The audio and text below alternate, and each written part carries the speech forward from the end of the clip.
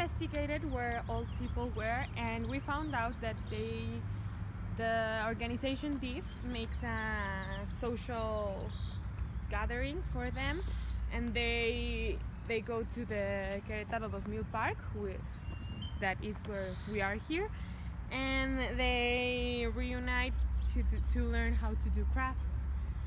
So we were lucky because the Wednesday we went, it was the first Wednesday of the month, and every first Wednesday of the month they do a little gathering, and well, it's called convivence, and they all bring food and they celebrate the birthday of everyone whose birthday is that month. And so we at first saw one lady sitting alone, who was called Reina Cruz Arias, and she told us, well, even though she didn't want us to record her, but she was willing to talk to us. So she told us she was from Michoacán, and she had 2 daughters and 1 son, and she's been living here in Querétaro for 8 years now. And the reason she moved was because her daughters wanted to study here, so she moved with them. And well, she's separated from her husband, but they are still friends and they have sons in common, so they speak.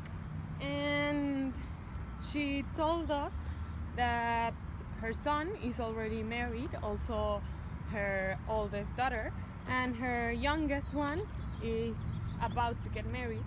So we were speaking to her about the crafts she was doing, and she was interested in jewelry, so she makes jewelry. And when we were talking to her, a couple went and sit with us. Their name was Hipólito Salazar Garcia and Eugenia Dorante Santos. They were husband and wife, and that was the first time they went to the group because they are from Mexico City.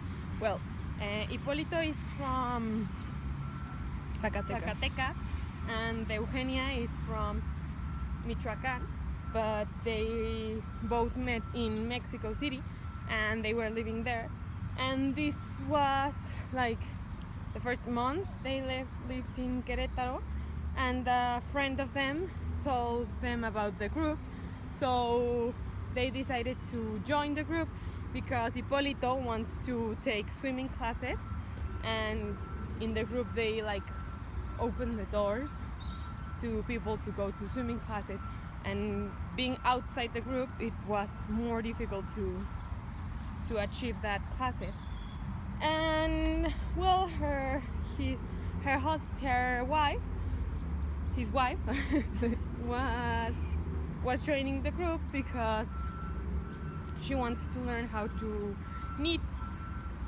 And they were both telling us they have 2 daughters, and one of them, the old one, is already married, and the youngest one is about to, but they were concerned because she's already committed to someone, but his fiance, her grandfather died, and also his uncle, so they couldn't celebrate the wedding just yet, and they were like concerned if it was going to happen, the wedding.